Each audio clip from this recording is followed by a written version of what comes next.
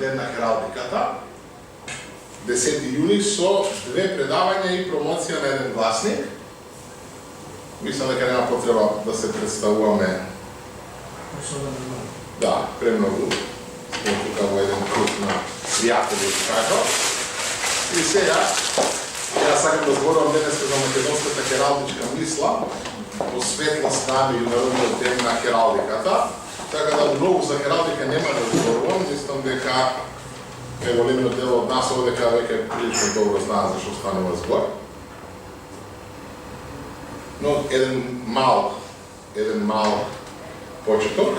Значи, знаеме дека уште од стари времења војните ги украсувале своите штитови со разни символи. Тоа го гледаме уште од античките вази.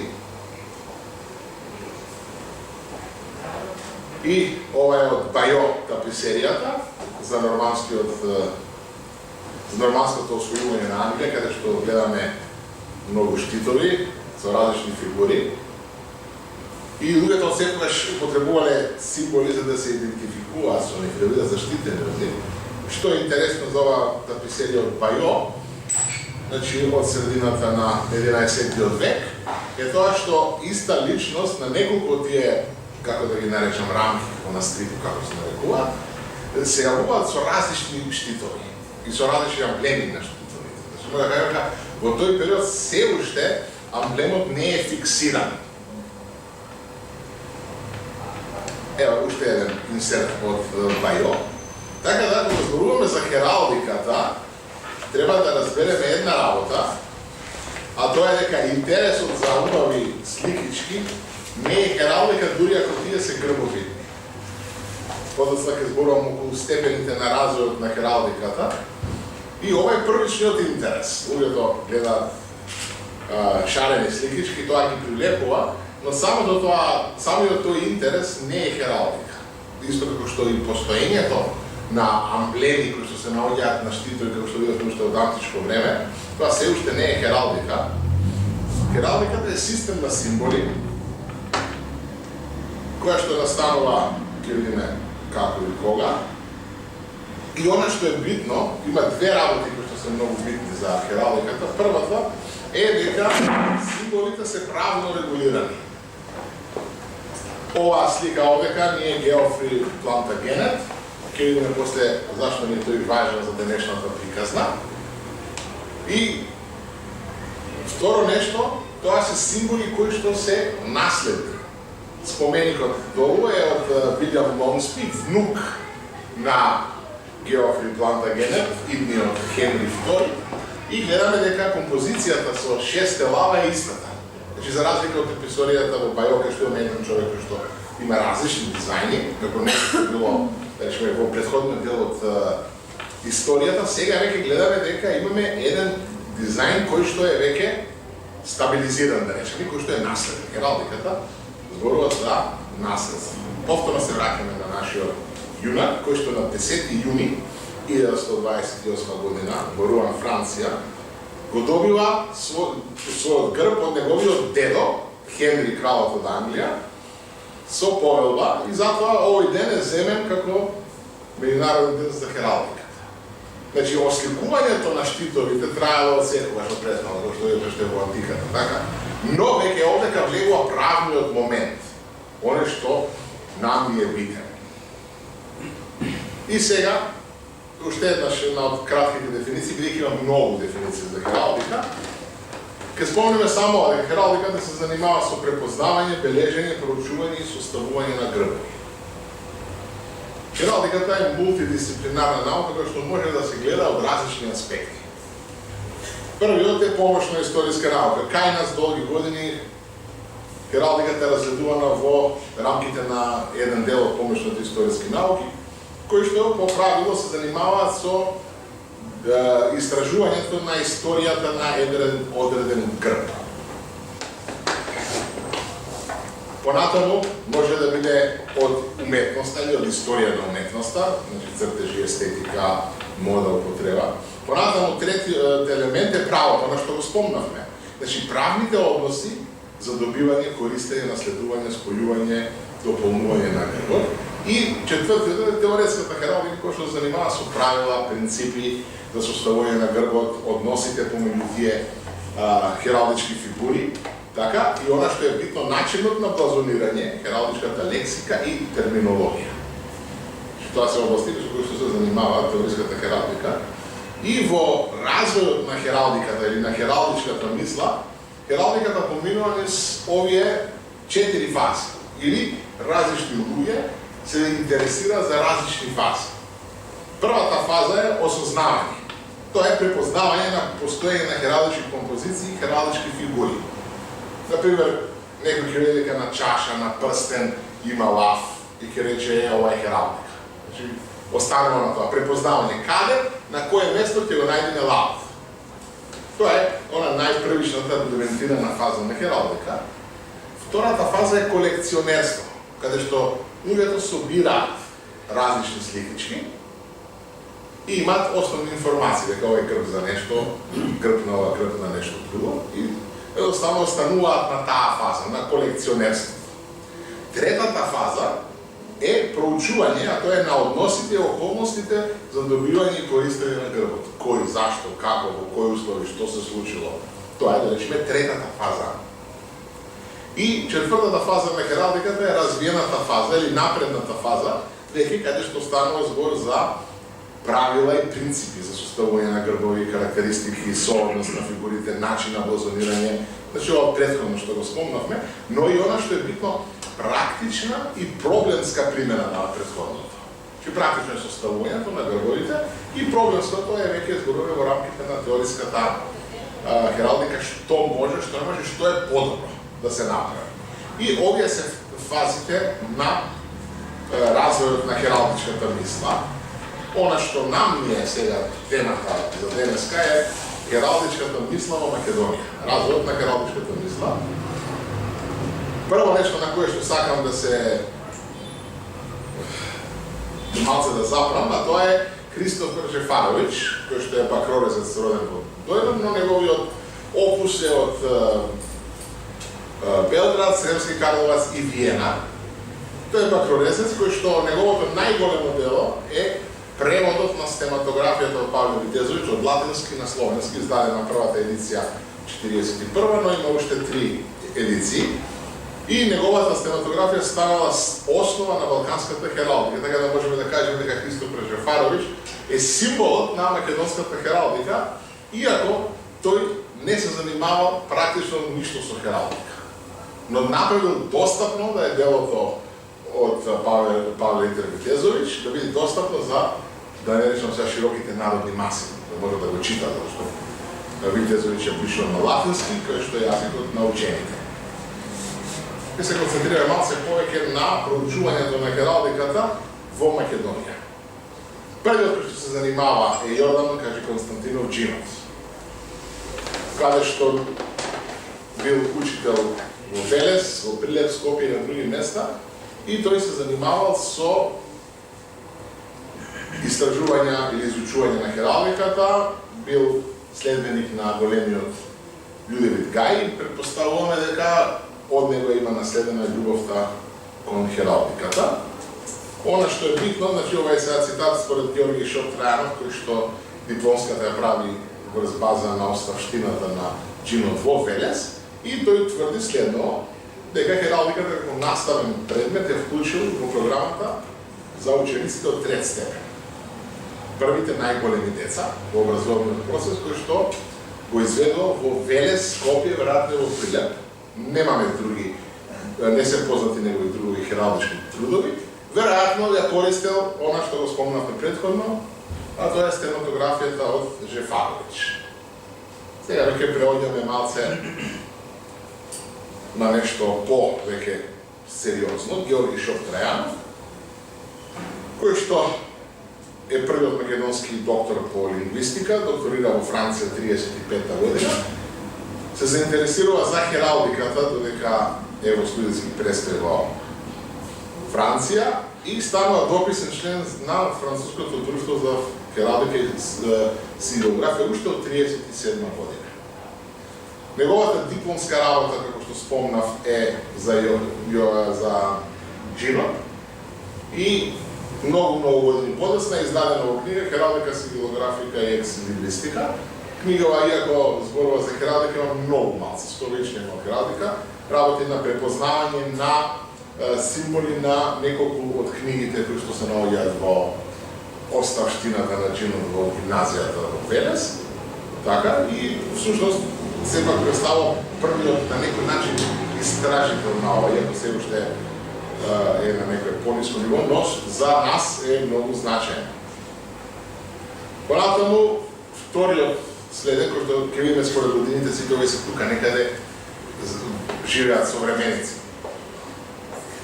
Степан Антојак, докторирал 35-та година во Загреб, 2 години по-стар, 2 години претходно. Значи, и од 56 до 69 година предава на факултетот кај нас тука, филозофскиот факултет во Скопје, и ја го пишува учебникот за помошни историски науки, 66 година, каде што за прв пат ја опфаќа и хералдиката. Тука дава првичен приказ на хералдиката, претежно преку набројување на изворите. Но ќе видиме дека се уште е далеку од една добра основа за хералдиката, затоа што грбовите ги дава на многу нехералдички начини и едноставно се гледа скоро комплетното отсуство хералдичката терминологија, која ги спомнува, туку зборува за амблемите без да зборува за бои и останати работи, но во секој случај одиме напред. Напредокот може да се види. Неговата книга е издадена 80 година уште, малце е проширено изданието, дело за хералдика не трпи многу промени. И малце, иако и нивен современик, Александар Матковски, кој што 51 година докторира во Загреб и понатаму 57 година се запишува, односно, 57 година се запишува и во Белград, на ориентална филологија. Александар Матковски, значи, по својата научна определеност е ориенталист, кој што својот животен век го поминува во Институт за национална историја. Белград 61 година се запознава, таму завршува и се запознава со другите творци на хералдиката. Тоа ќе го доведи до првата негова презентација за грбовите на Македонија е изведена на Радио Скопје 1968 година. Во емисија која ја води Блаже Ристовски. Иако не е визуелно, но сепак идејата која што ја споменува првпат за илирските грбовници, идеја која што е целосно преземена од Александар Соловјев, еден од најголемите познавачи на илирската хералдика, но како да се концентрира дали на македонскиот грб. Објавува текст за македонскиот грб од илирските грбовници следната година, 69 година, поголем текст, и на крај го хронисува сето тоа во 70 година со објавувањето на нам познатата книга Грбовите на Македонија, која што повторно фототипно, значи апсолутно целосно е пренесена 90 година. Она што е интересно е што на 11 октомври 69 година во списанието Журнал е даден приказ, односно приказната на земскиот грб од војничкиот грбовник. Статијата нема автор, но сигурно не е од Матковски. Ако видиме корицата, пишува за грбот на Македонија од 14 век. Значи ја пренесува она познатата приказна која што е за Станислав Рупчич и така натаму. Малци има текстот, повеќе има слики.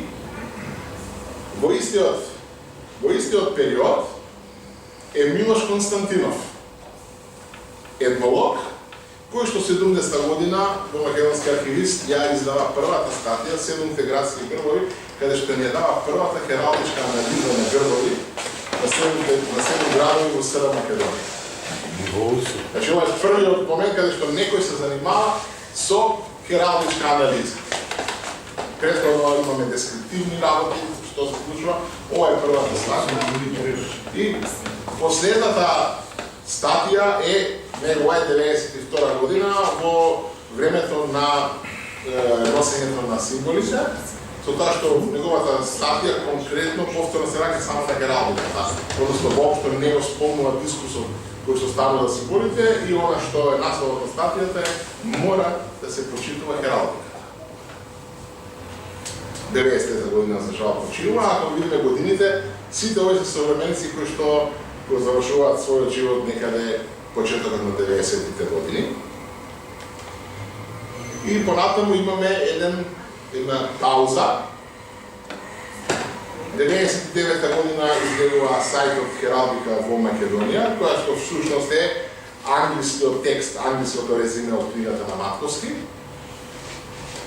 преведено и на македонски со неколку слики. Ова е верзија од 2002 година, каде што е веќе надополнета со други грбови. И од тука ова веќе понатаму води кон создавањето на Македонското хералдичко здружение 2003 година и особено важниот момент е изјавувањето на Македонски хералд 2005 година, каде што денес ќе го представиме низиниот 10-ти број. Каде што веќе почнува разгледување на хералдичката мисла во Македонија. Зборам времето ќе идеме малку понатаму, имајте го преди тоа 2005 година. Што се однесува до Македонски хералд? Значи, во Македонски хералд излегуваат статии за многу работи. Значи, поштувајќи хералдика, вексилологија, фалеристика, емблематика, сигурмастика и така натаму, бидејќи денеска сме на дело што е за хералдиката. Значи, опусот најголем кој што се занимаваат со теоретска хералдика, тука е Јован Јоновски, кој што се занимава со статии кои што се од хералдиката и дескриптивни и теоретска. И она што е за нас најбитното е македонскиот хералдички терминолошки речник, затоа што едноставно не е возможно да се третира теоретската хералдика без соодветен глазон, без соодветен хералдички терминолошки речник. Затоа што нијансите се многу битни, затоа што во основа хералдиката е блазон, а тој е техничкиот опис. Значи не сликата што ние гледаме, иако тоа за нас е многу поинтересна работа, туку технички објаснување што, како има на штитот на грбот и кои се соодносите на тие символи, кои што би можело понатаму повторно да се реконструира. Понатаму на речникот работа исто така и Иван Насовски, нашиот следен презентер, каде што исто така и тој се занимава со прашање од хералдиката. Последната негова статија е Блазонот на лавот, што ќе биде тема од следното предавање, нема да зборувам за тоа многу. Но во хералдиката, во Македонски хералд, уште една цела плејада на луѓе има кои што на еден или на друг начин пишуваат и се допираат до хералдиката. Она што е друго што се менува во овој период после 2005 година е всушност објавувањето на веќе дела за хералдика. Рековме, она што ние гледавме беше 66-та и 70-та година, нивните репринти на 80-та и 90-та година. Хералдика из Срби на Драгови Расович, капитално дело кое што по објавни содржина е најдобро на Балканот, иако претежно не станува збор за србите и српските символи и така натаму, има многу добар теоретски дел, многу пати се допира до македонските символи и хералдика, оработувајќи го илирскиот дел и останатите работи, така да навистина станува збор за еден многу добар и многу виден извор. Додека кај нас првиот современ хералдички учебник ни е Хералдика инсигнија од Бован Петровски, каде што ни дава еден преглед на многу посовремени сваќања од оние што ги имавме претходно, значи за хералдиката од 60-тите години. И во него е даден и попис на десетици амними кои може да се најдат на штитот и нивните значења и останати работи. Понатаму, 2015 година имаме студии за македонската хералдика од Снежана Филипова, збирка на претходно објавени текстови поврзани со хералдички мотиви на фрески и еден текст од Мејачкото знаме, кои што се разгледани од аспект на историјата на уметноста. Значи, оно што го спомнавме дека хералдиката може да се разгледува од различни аспекти и дека е мултидисциплинарна.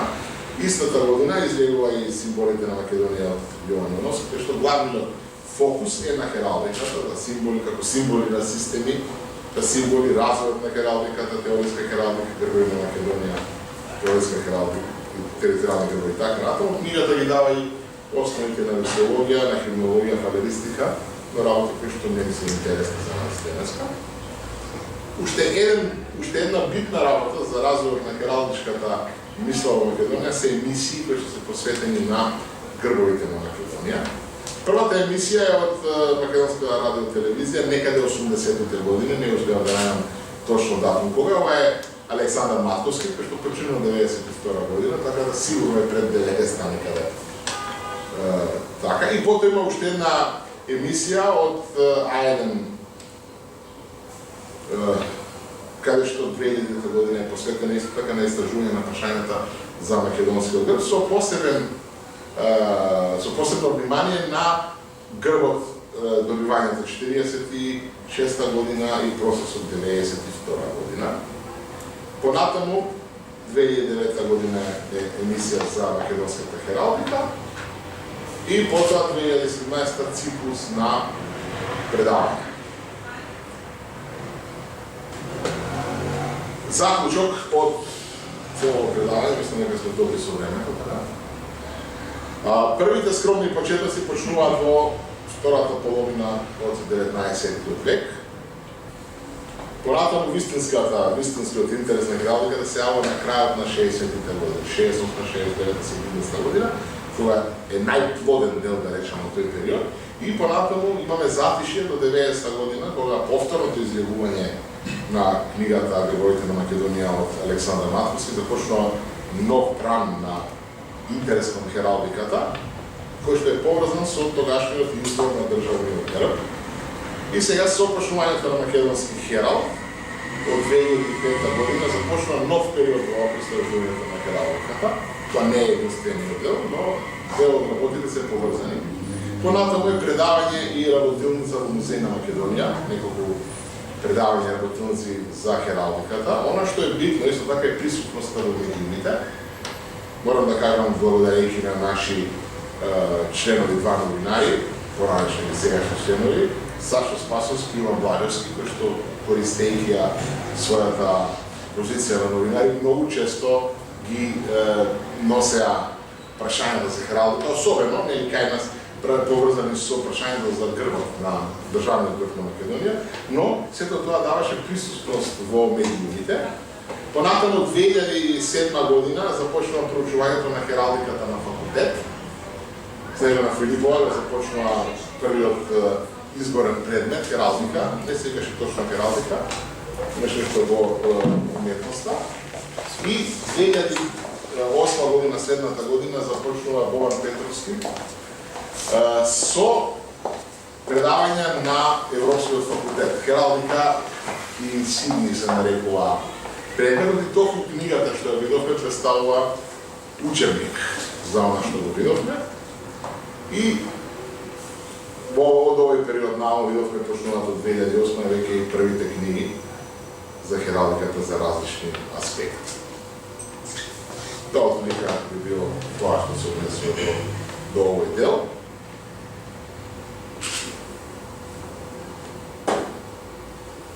Пред да продолжиме натаму, значи го спомнав бројот 10, имаме можност после да го разгледаме. Развојот на хералдиката во Македонија најпрв беше на едно ниво, како што ги спомнавме, на едно дескриптивно ниво, но да не навлегувам во темата, тога се надам дека нашиот следен говорник ќе спомни повеќе и ќе видиме сега дека истражувањата на хералдиката во Македонија поминува во таа четврта фаза што ја спомна, во напредна фаза, каде што почнуваме да поставуваме и посериозни прашања, околку дали има некој грб и каде се наоѓа.